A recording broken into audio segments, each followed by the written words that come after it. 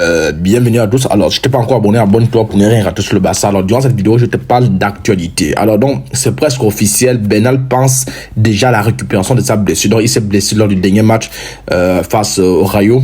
Donc, la saison est terminée. Le ligament, environ 12 mois, donc c'est toute la saison qui est terminée. Pour lui, c'est déjà outside parce que je ne sais pas quelle équipe là joue quel championnat. Vous jouez même quoi exactement. Alors donc, le Barça pense déjà le remplacer. Je ne sais pas pourquoi. Donc, ils songent à aller faire leur marché du côté de Liverpool. Donc, le Barça a fait une offre de prêt pour Stéphane Pacetic, prêt payant de 4 millions. Donc, je ne le connais pas. Ne me posez pas de questions. Je n'ai aucune idée sur ce joueur-là. Il sort d'où, il va où, avec tous les milieux qu'on a là, Casado, De Jong et tout ce qui va avec. Donc, on verra, moi, mes joueurs, mon équipe type. Voilà. Donc, ces joueurs, je ne le connais pas. Je ferai un peu de recherche. Alors, donc, le Barça s'intéresse aussi depuis très longtemps à ces défenseurs de Bayern Leverkusen. On dit que le Barça a offert 20 millions pour recruter Jonathan Tah. Le Bayern a également offert 20 millions plus 5. Le club a confiance en Leverkusen qui acceptera son offre car ils ne voudront pas renforcer un concurrent direct. Donc le Barça a fait une offre, on attend. Le Barça est en train toujours d'acheter des défenseurs. Alors qu'on avait des défenseurs, ils ont vendu tous les défenseurs, donc ils préfèrent l'acheter. Alors qu'on avait des défenseurs, Faye, un bon défenseur, ils l'ont vendu. Ils ont tout vendu, même l'anglais ils ont vendu. Donc là, ils vont dépenser de l'argent. Alors donc, regardez un peu cette photo là, ça fait quand même peur, hein. Honnêtement parlant, quand tu es Barcelone, tu vois ça, tu as peur parce que ça c'est la Dream Team.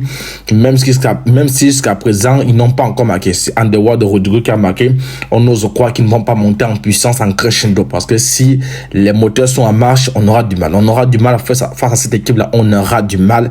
Si les quatre là retrouvent leur forme, oh là là, ça va péter. Alors voilà mon 11 type. Alors donc moi, dites-moi en commentaire si tu es d'accord avec moi. Bon, tu peux également me faire des propositions. Alors en rouge, c'est l'équipe type. En fait, c'est tout le monde revient. Voilà mon équipe type. Donc, au goal, Ter Stegen, on n'a pas de choix.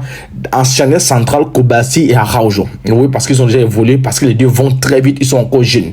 Donc, côté gauche, Baldé, parce que je ne vois pas un autre gaucher là, d'autant plus que voilà, notre fameux joueur Cancelo ne viendra pas, il va aller du côté de l'Arabie Saoudite. Et à droite, Koundé, le pauvre Koundé, on l'a acheté Koundé pour jouer dans l'axe. Aujourd'hui, il dépend beaucoup à droite.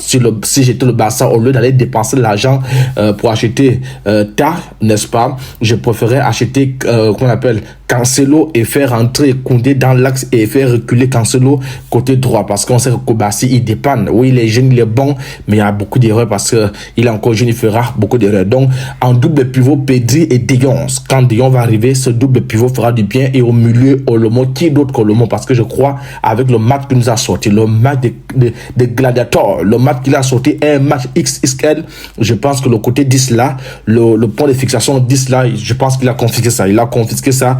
En attaque, qui d'autre que Lewandowski, il est en forme. Qu'est-ce qu'on peut demander de plus à un buteur? Lorsqu'il marque, il faut le faire jouer. Et sur le côté, Rafinha, parce que Rafinha fait un bon début de saison, donc il faut récompenser ça par la titularisation.